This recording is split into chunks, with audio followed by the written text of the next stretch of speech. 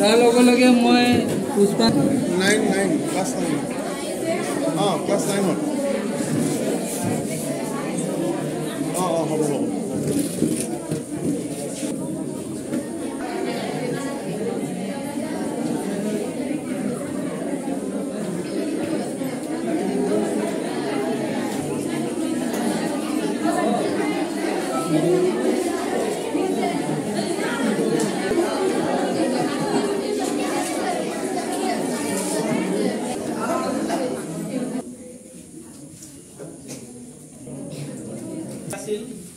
বন্তি প্ৰজ্বলন আৰু শ্ৰদ্ধাঞ্জলি আছিল। এই 20 জুনটো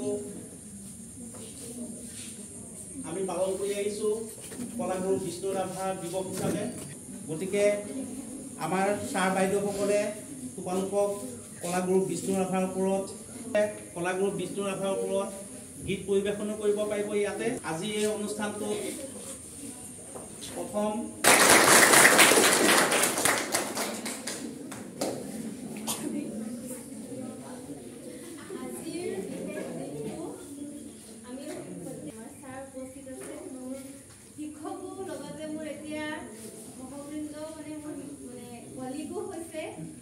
আৰু মোৰ মৰমৰ ছাত্ৰ ছাত্ৰীসকল ছাৰে মোক বিশেষ সুবিধা এটা দিছে বিষ্ণু ৰাভা কলাগুৰু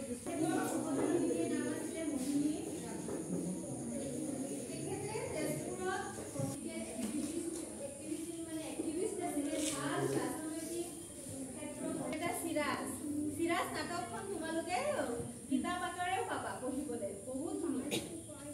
তেখেতৰ মানে বৰঙণি আমি কৈ শেষ কৰিব নোৱাৰো। তেখেতে কৈছিলে যে আমাৰ ব্ৰহ্মপুত্ৰ নদীখন যেনেকৈ বহুত নৈ উপনৈৰে গঠিত, যদি উপনৈবোৰ শুকাই যায় তেতিয়াহ'লে ব্ৰহ্মপুত্ৰ শুকাই যাব। ঠিক তেনেকৈ আমাৰ অসমীয়া ভাষা সংস্কৃতিত বহুতো জাতি জনগোষ্ঠীৰ বৰঙণি বহুতখিনি আছে। আৰু বিষ্ণু ৰাভাৰ ভাষাতেই বৈপ্লৱিক তথা সাংস্কৃতিক সম্ভাষণ জ্ঞাপন কৰিছোঁ। আজিৰ সভাত উপস্থিত থকা অধ্যক্ষ মহোদয়, সমূহ মাননীয় শিক্ষাগুৰু সহকৰ্মী ছাৰ, আমাৰ অসম চৰকাৰে 20 জুন তাৰিখে প্ৰতি বছৰে আয়োজন কৰে। আমি সকলোৱে জানো বিষ্ণুপ্ৰসাদ ৰাভাক সুমৰিবৰ কাৰণেই আজিৰ দিনটো অসমবাসীয়ে ৰাভা দিৱস হিচাপে পালন কৰে। বিষ্ণুপ্ৰসাদ ৰাভা আমি সৰুৰ পৰা শুনি আছোঁ তেখেতৰ নাম। আৰু মই এটা কথা চিয়'ৰ নহয় বাৰু, ক্লাছ 4ত তোমালোকৰ 4মান শ্ৰেণীত বাৰু এটা লেচন আছিলে নেকি বিষ্ণুপ্ৰসাদ ৰাভাৰ ওপৰত? আছিলে ন? হয়নে নহয়? এতিয়া আমি মানে পাঠ্যক্ৰমতো বিষ্ণুপ্ৰসাদ ৰাভাক এটা বিষয় হিচাপে পঢ়িবলৈ পাইছোঁ। আৰু তেখেত সৰুতে ঢাকাতো শিক্ষা গ্ৰহণ কৰিছিলে, তেজপুৰতো কৰিছিলে, কলিকতাতো কৰিছিলে। আবৃত্তিকাৰ, সুদক্ষ অভিনেতা, লগতে তোমালোকে আচৰিত হ'বা সুদক্ষ খেলুৱৈও আছিলে। কি নাছিলে একেজন মানুহ যাক আমি এটা সময়ত মানে নটৰাজ বুলি তেওঁক আখ্যা দিয়া হৈছিলে। তেখেতে নটৰাজ শব্দটো শুনিছানে বাৰু? সৰু সৰু ল'ৰা ছোৱালীৰ কাৰণে আমি যেতিয়া তোমালোকৰ বয়সৰ আছিলোঁ বা তাতকৈও সৰু আছিলোঁ, বিৰো আছিলে। স্বাধীনতা সংগ্ৰাম আছিলে সেই সময়ত আমাৰ দেশৰ। স্বাধীনতা সংগ্ৰামত তেখেত জঁপিয়াই পৰিছিলে আৰু জনক ভাং ভাং ভাং, লোহাৰ শিকলি ভাং, চিং চিং চিং, লোহাৰ শিকলি চিং, এনেকুৱা ধৰণে বা তই বনোৱা তই ৰনোৱা, এনেকুৱা ধৰণে সাধাৰণ মানুহখিনিক দেশ প্ৰেমৰ প্ৰতি জাগ্ৰত কৰিবৰ কাৰণে তেখেতে কিছুমান বৈপ্লৱিক চিন্তাৰ ৰন্ধে ৰন্ধে এটা মানে বৈপ্লৱিক বা সাংস্কৃতিক এটা ৰোল উঠে, যিটো ভাষাৰে বুজাব নোৱাৰোঁ। তোমালোকেও চেষ্টা কৰিবা। আজিকালিতো ইউটিউবত শুনাই পোৱা যায় গানবিলাক, শুনিবাচোন কেনেকুৱা লাগে, মন প্ৰাণ উজ্জ্বলিত হৈ উঠে। আৰু শিকিবলৈও চেষ্টা কৰিবা যে এই গান প্ৰতিটো গানেই কিন্তু আমাক এটা নতুন নতুন অৰ্থ শিকায়, জীৱনৰ অৰ্থ, জীৱনৰ যিটো মিনিং যাক কোৱা হয় সেই অৰ্থটো আমি বুজিবলৈ সক্ষম হওঁ। এনে এজন মহান ব্যক্তিলৈ মোৰ ফালৰ পৰা সশ্ৰদ্ধ প্ৰণিপাত। আৰু সদায় আমাৰ মাজত, আমাৰ বুকুৰ মাজত থাকিব বিষ্ণুপ্ৰসাদ ৰাভা। বিষ্ণুপ্ৰসাদ ৰাভা অমৰ হওক, এই মোৰ কামনা। আৰু ইয়াকে কৈ মই সামৰণি মাৰিলোঁ।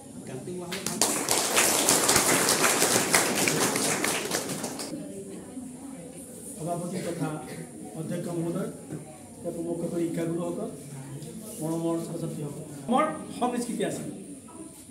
গতিকে তেখেত আমাৰ অন্তিম বাইদেৱে কোৱাৰ দৰে তেখেত কি নাছিল? তেখেত কবি আছিল, সাহিত্যিক আছিল, নাট্যকাৰ আছিল, সংগীতজ্ঞ আছিল, নৃত্যবিদ আছিল, চিত্ৰকৰ আছিল, অভিনেতা আছিল, মুক্তিযুঁজাৰু আছিল, কিমান গুণৰ অধিকাৰী আছিল। আমি এটা গুণে আজীৱন নোৱাৰোঁ। আৰু চিত্ৰশিল্পী আছিল কৈছোঁ, গতিকে ইমানখিনি গুণৰ অধিকাৰী আছিল তেখেত। তাৰমানে পাৰ্চনেলিটি, মানুহৰ ব্যক্তিত্ব থাকিব লাগে। প্ৰত্যেক মানুহৰে ব্যক্তিত্ব যেতিয়া থাকে, এই ব্যক্তিত্বৰ দ্বাৰা মানুহৰ প্ৰতিভা বিকাশ হয় আৰু সেই প্ৰতিভাবিলাক মানুহৰ মাজত বিস্তাৰিত। পাৰ্চনেলিটি আছে বুলি কৈছোঁ মই। তাৰমানে কাৰোবাৰ প্ৰতিভা ক'ত কেতিয়া কেনে আছে। 64বিধ কলাৰ ভিতৰত যিকোনো এবিধ কলা আমি শিকিবই লাগে, জানিবই লাগে। কোনোবাই ভাল গান গায়, কোনোবাই ভাল নাচিব পাৰে, কোনোবাই ধুনীয়া আখৰ লিখিব পাৰে, কোনোবাই বিউটিচিয়ান তাৰমানে কি নিজকে সজাব জানে, কোনোবাই ঘৰখন সজাব জানে, কোনোবাই ধুনীয়া ফুলনি বাগিচা বনাব জানে। প্ৰত্যেকৰে একোটা একোটা গুণ থাকে। আমাৰ নিশ্চয় প্ৰত্যেকৰে কাৰোবাৰ কিবা এটা নহয় কিবা এটা গুণ আছেই। যদি এই গুণকেইটা মানুহৰ মাজত নাথাকে, সি তেতিয়াহ'লে সাক্ষাৎ পশু বুলি কৈছে। শিং আৰু নেজ নাইকিয়া পশু, হয় নহয়? আমাৰ আছে নেকি নেজ? নাই। সেই পশুৰ লগত তুলনা কৰা হৈছে। সেয়ে আজি আমি এজন অসাধাৰণ ব্যক্তিৰ বিষয়ে আমি তোমালোকৰ ওচৰত অৱগত কৰি বাইদেউসকলে আৰু ছাৰসকলে কৈছে যে চোৱা, এই স্কুলতে কিন্তু আমি বিষ্ণুপ্ৰসাদ ৰাভাৰ যথেষ্ট আগতে ফাংচন পাতিছোঁ বা দিৱস পালন কৰিছোঁ। ইয়াৰ ভিতৰত আমাৰ এই তোমালোকৰ বাইদেউ আৰিফা বাইদেউ আৰু আৰিফা বাইদেউৰ লগত আৰু আছিল, তাৰ আগৰ কিছুমান বেষ্টৰ কিছুমান ছোৱালী আছিল। ইয়াত যথেষ্ট গান গাইছে, নাচিছে। তাৰ মাদকতাটোৱে আমাৰ স্কুলখনৰ অলপ বেলেগ আছিল, কিন্তু আচলতে পৰিৱেশৰ কাৰণে আজি আমি এই অনুষ্ঠানটো অনুষ্ঠীয়াকৈ পাতিবলগীয়া হ'ল। আমি আশা কৰিছোঁ ভৱিষ্যতে তোমালোকৰ ওচৰত এই অনুষ্ঠানটো অলপ বহলভাৱে ডাঙৰকৈ পাতিম, ষ্টেজত পাতিম, ডাঙৰকৈ পাতিম। তাত নাচিবও পাৰিবা, গান গাবও পাৰিবা, নাটকো কৰিব পাৰিবা, চব কৰিব পাৰিবা। এই ব্যৱস্থাটো মই লাহে ধীৰে কৰি আছোঁ। এতিয়া কথা হৈছে কি, বিষ্ণুপ্ৰসাদ ৰাভা এনেকুৱা এগৰাকী ব্যক্তি যিজনৰ গাত কি গুণ নাই, সেইজনকহে আমি গুৰু বুজোঁ, হয়নে নহয়? গতিকে বিষ্ণুপ্ৰসাদ ৰাভা আমাৰ অসমীয়া সংস্কৃতিৰ এজন গুৰু। কিয় গুৰু? তেওঁ চোৱাচোন ইমানখিনি গুণ আছে। তেওঁক আমি কি বুলি কৈছোঁ? সুগায়ক, তেওঁ গীতিকাৰ, সুৰকাৰ, দেখা নাই। কিন্তু শংকৰদেৱৰ যিখন চিত্ৰ তেওঁ অংকন কৰিছিল, ভাবিবলগীয়া কথা। তাৰোপৰি আমাৰ নামঘৰত 7খলপীয়া সিংহাসন থাকে। এই 7খলপীয়া সিংহাসনৰো তেওঁ চিত্ৰ অংকন কৰিছিল। গতিকে তেওঁক সেইফালৰ পৰা আমি চিত্ৰশিল্পী হিচাপেও জনাজাত। আৰু গীতিকাৰ, সুৰকাৰ হিচাপেতো সকলোৱে জানেই, বুজি পাইছানে? সেইকাৰণে তেওঁ হয়তো অনুভৱ কৰিছিল যে তেওঁ যিটো লগন মুকলি গ'ল, তেওঁ যে কোৱা নহ'ল। কিয় কোৱা নহ'ল? বহুত কথা ৰৈ গ'ল, ক'বলৈ বহুত লাগি গ'ল। গতিকে এই কালজয়ী গীত বুলি কোৱা হৈছে যাক। তাৰোপৰি আমাৰ আহোম যুগৰ দুটামান এখন চিনেমাও কৰিছিল। সেইখন হৈছে প্ৰতিধ্বনি নামৰ চিনেমাখন কৰিছিল। এজন ৰজাৰ পাৰ্ট কৰিছিল। সেই ৰজাজনৰ কাহিনী ভাগ তেওঁৱে সেই পাৰ্টটো কৰিছিল। খুব স্পষ্ট ৰূপত ধুনীয়াকৈ সুন্দৰৰূপে ফুটাই তুলিছিল। তাৰোপৰি আমাৰ ফণী শৰ্মাৰ নাটক কি আছিল এইখন? চিৰাজ নাটকত তেওঁ মুখ্য ভূমিকা গ্ৰহণ কৰি সৰ্বপল্লী ৰাধাকৃষ্ণন আমি যে 5 ছেপ্টেম্বৰ শিক্ষক দিৱস পালন কৰোঁ, কাৰ হৈ? সৰ্বপল্লী ৰাধাকৃষ্ণনৰ। সেই সৰ্বপল্লী ৰাধাকৃষ্ণনে তেওঁৰ নৃত্যত মুগ্ধ হৈছিল। তেওঁ 108বিধ নৃত্যৰ ভংগীমা দেখুৱাইছিল, 108বিধ সংগীতৰ ভংগীমা দেখুৱাইছিল। তাৰ ভিতৰত তেওঁ এটা নৃত্য প্ৰদৰ্শন কৰিছিল, সেইটো হৈছে শিৱৰ তাণ্ডৱ নৃত্য। যেতিয়া সতীয়ে দেহ ত্যাগ কৰিছিল, তেতিয়া শিৱই, এই দক্ষ যজ্ঞৰ কথা কৈছোঁ, তোমালোকে দক্ষ যজ্ঞ চাগৰ কথা বুজি নাপাবা। এই সতীয়ে যেতিয়া দেহ ত্যাগ কৰিছিল, প্ৰাণ ত্যাগ কৰিছিল, তেতিয়া তেওঁ হেৰিত ম্ৰিয়মান হৈ তেতিয়া কৈলাশত তেওঁ তাণ্ডৱ কৰিছিল। সেই তাণ্ডৱটোৱে হৈছে নৃত্য। আৰু সেই নৃত্যটো কোনে প্ৰদৰ্শন কৰিছিল? আমাৰ কলাগুৰু বিষ্ণু ৰাভাই। আৰু সেইকাৰণে তেওঁক কি উপাধি দিছিল? কলাগুৰু উপাধি দিছিল। কোনে দিছিল? সৰ্বপল্লী ৰাধাকৃষ্ণনে। চোৱাচোন, আমি কিমান কথা জানিবলগীয়া আছে। প্ৰত্যেকজন মানুহৰ লগত লিংক আছে, হয়নে? গতিকে এই মানুহ তোমালোকক বিষ্ণু ৰাভাৰ বিষয়ে আমাৰ দীপ্তি ভূঞা ছাৰে ক'ব, আৰু লগতে এটা সংগীত গাব বুলি মই তেওঁক অনুৰোধ জনালোঁ। মহোদয় অসমতে এই দিৱসটো উদযাপন কৰিছে। তেখেত আমাৰ পূৰ্বৰ বক্তাসকলে কৈ গৈছে, তেওঁ অনুকৰণ কৰিছিল ভূপেন হাজৰিকাই। মোৰ জীৱন নাটৰ দিশ ৰাগিনী কল্যাণ বৰুৱা। তেওঁ ভাৰতৰ বৈপ্লৱিক খগেন মহন্তই গম পাই গৈছিল, কাৰণ গণনাট্য সংঘৰ লগত জ্যোতিপ্ৰসাদ আগৰৱালা, বিষ্ণুপ্ৰসাদ ৰাভা, ফণী শৰ্মা, ডক্টৰ ভূপেন হাজৰিকা, খগেন মহন্ত এই সকলোবোৰ জড়িত হৈ আছিল। আৰু কমৰেড দধি মহন্তই যে আনিছিল, আৰু ইফালে তেতিয়া গুৱাহাটীখন ইমান আটক ধুনীয়া নাছিল, মাছখোৱাত আছিল। মাছখোৱাতে এটা মানে টেক্সি ষ্টেণ্ড আছিল। যে খবৰটো পাই খগেন মহন্ত লৰালৰিকৈ ওলাই আহিছিল তেজপুৰলৈ যাবলৈ। ৰাওনা হওঁতে দধি মহন্তই সেই চিঠিখন দিছিল যে আপুনি এই অনাতাঁৰ কেন্দ্ৰলৈ গৈ এই গীতটো গায়ক বা ৰিচাইট কৰিবলৈ মানে আপুনি আবৃত্তি কৰিব। এই কথাটো বিষ্ণুপ্ৰসাদ ৰাভাই কৈ গৈছে। তেওঁ তেতিয়া তেজপুৰলৈ নগ'ল। পোনে পোনে তেওঁ অনাতাঁৰতে গানটো চালে, এনেকৈ চিঠিখন চাই গানটো চালে। এইটো বৰ যথেষ্ট সুন্দৰ গীত। এই গীতটোত তেওঁ গুৰুজনকো লেটিয়াইছে, গুৰুজনৰ নাটকক লেটিয়াইছে। গুৰুজনৰ নাটকৰ শেষত মানে কল্যাণ মানে যে নাট সমাপ্ত কৰে।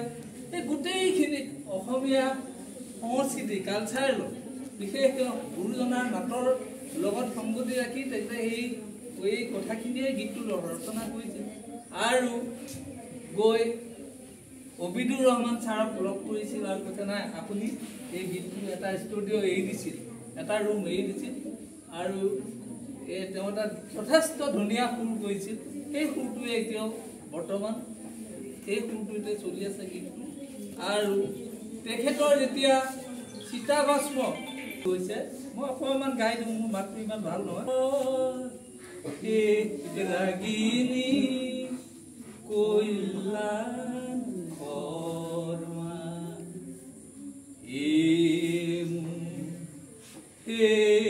গান মোৰ জীৱন নাটৰ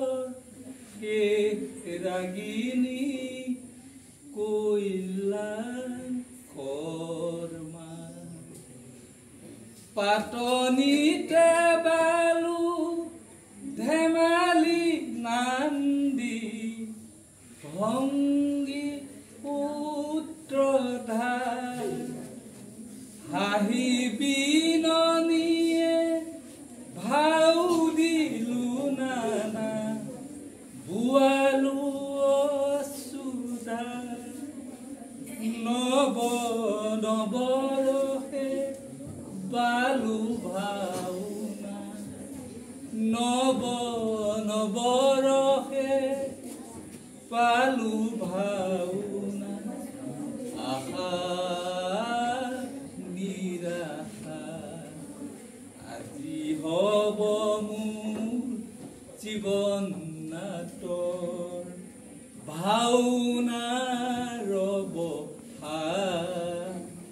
মোৰ জীৱন নাটৰ এই ৰাগিনী কল্যাণ বৰুৱা নীল আকাশত কোটি তৰা ধিমিকি ধিমিকি জ্বলে পিউ যাব নুমি একে নিশাহতে বেলি পোহৰ পালে ভোগী লগৰে বন্তিৰ শিখাই নুমু নুমুকৈ জ্বলে খৰ মান্তালৰ কল্যাণ ৰাগ চেৱে অপলু আছে দুখে গুণে হ'ল ভাওনাৰ সেই পুৱতি তৰাও নুমে বাঁহৰ আগেদি উষাৰ বেলিচি ইউ ধিমিকি ধিমি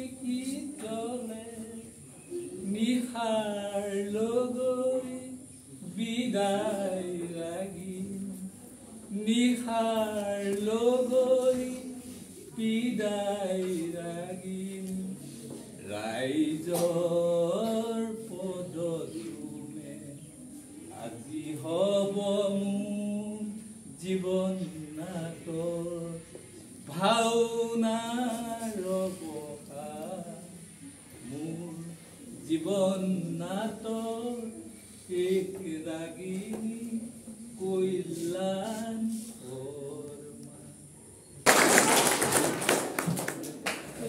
আমি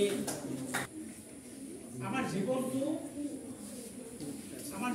কেনেকুৱা পশুপালন প্ৰাণী হয় নহয় এতিয়া চোৱাচোন আমি এই পৃথিৱীলৈ যে আহিছোঁ সকলোৱে আমি একোজন ভাৱৰীয়া শব্দটো দিছে তাৰমানে তাত কল্যাণ তালটো বজাই আমাৰ নাটকখন যুৱনিকা পেলায় গম পাইছানে নাটকখন নান্দি স্বৰূপত আৰম্ভ কৰি কল্যাণ ফৰমানত আমাৰ এখন নাটক সমাপ্ত হয়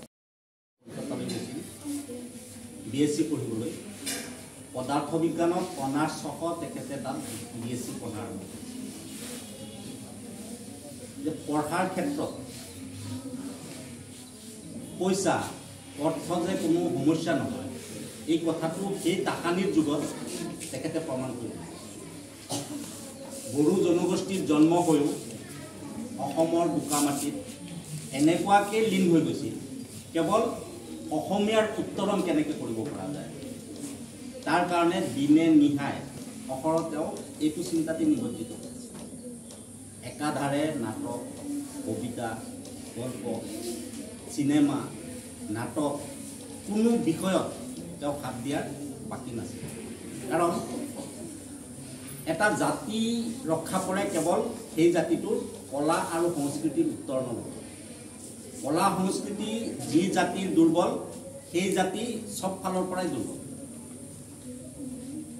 কলা সংস্কৃতি বুলি ক'লে তাত সাহিত্যৰ সকলো দিশ সামৰি যায় তেখেতে ৰচনা কৰা নাটক তেখেতে ৰচনা কৰা গীতবোৰ বাস্তৱজনক ইমান প্ৰতিভাৰ অধিকাৰী কিন্তু তেখেত জীৱিত কালত কিন্তু তেখেতে প্ৰাপ্য সন্মান আমি দিব পৰা নাছিলোঁ বা দিয়া হোৱা নাছিল বিভিন্ন ধৰণৰ ষড়যন্ত্ৰৰ বলি হৈ তেখেতৰ শেষ জীৱন অত্যন্ত দুৰ্দশাগ্ৰস্ত আৰু অত্যন্ত দুখজনক আছিল আনকি তোমালোকে শুনিলে আচৰিত হ'বা সেই বয়সত তেখেতৰ এযোৰেই কাপোৰ পিন্ধিবলৈ দ্বিতীয় এটা চোলা নাই এটা মাত্ৰ চোলা আৰু যি য'ত সম্পত্তি সা সম্পত্তি আছিল সব জাতিৰ হকে পৰিত্যাগ কৰিছিল এই যে কলাগুৰু উপাধি কিন্তু আমি অসমীয়াই দিয়া নাই এই কলাগুৰু উপাধি কাশী বিশ্ববিদ্যালয়ত তেখেতে তাণ্ডৱ নৃত্য কৰিছিল